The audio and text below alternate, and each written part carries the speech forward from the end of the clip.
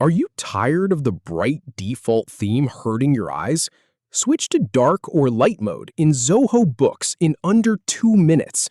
I'll show you exactly where to find the theme settings and how to toggle between dark and light panes. Let's start. Open Zoho Books in your browser.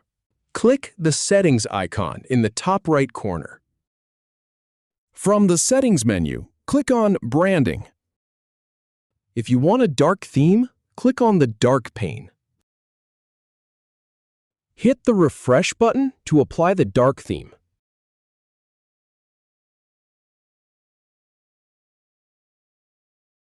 If you prefer the light theme, click on Light pane, and you're all set.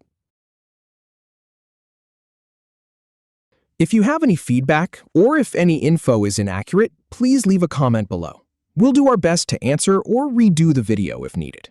Thanks for watching.